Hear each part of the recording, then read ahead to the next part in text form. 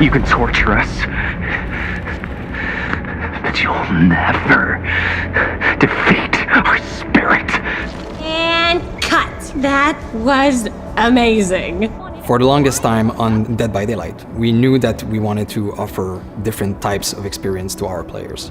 And a single player narrative experience is definitely one of them. And our fans have been requesting it quite a lot.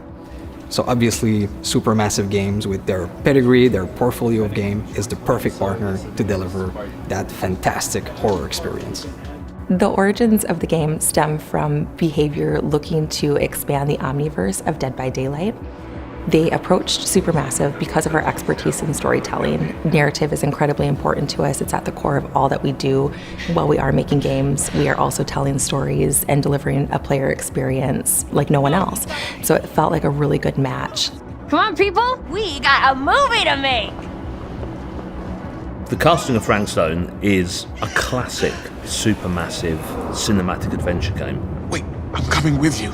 It's an unashamed horror experience.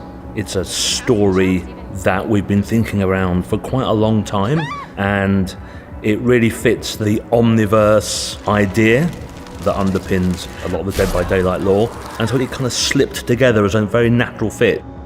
It all starts with our 1963 storyline, which is investigation of a missing child, which leads us into a very dark, quite grisly serial killer horror story. But as the story unfolds from there, things go in different directions, and we bring in a lot of different subgenres of horror. Think that belongs to the boy you're looking for?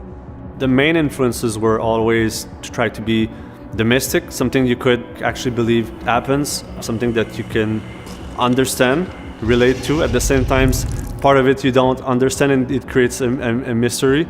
We're always going back to the classic slasher horror movies and characters that we learn to love and hate at the same time. What? One thing we really latched onto quickly was the idea of how a piece of creative art could become a vehicle for horror.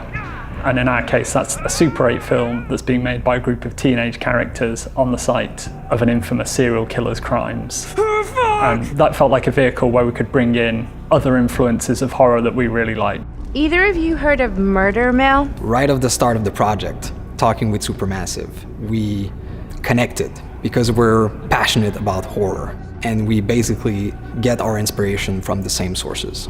So it was great talking with them and seeing that a lot of the sources for inspiration they're using have been the same that we've been looking into at the genesis of Dead by Daylight. So in that sense, our fans and also new players that will experience this can see that both titles are from the same lineage. So for fans of Supermassive Games that still haven't stepped into the fog of Dead by Daylight, this is going to be a great first step. The audience is always part of who you're designing for. Take a look. You imagine the audience, you imagine the person you're writing for, so we kind of imagine the person we're making the game for, and we think about the things that might interest them and the things they'd like to have stories told about.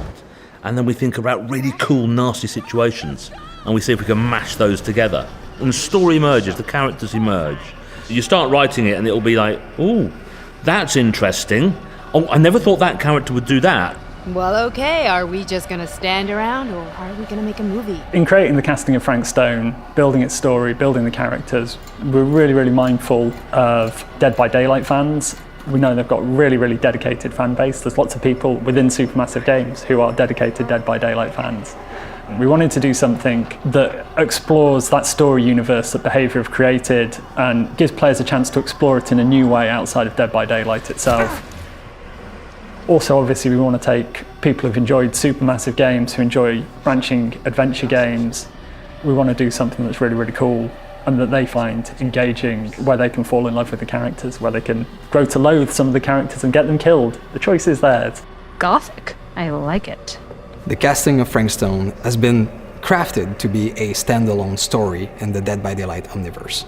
So anyone that's looking for a great horror experience that taps into human darkness will have a lot of fun with it. Of course, if you're a Dead by Daylight fan, and if you're lore savvy about Dead by Daylight, then there's going to be a lot of little secrets and surprises for you. I'm glad to see you're all having fun. But if you insist on using my store as a playground, I'm afraid I'm gonna have to ask you to take it outside.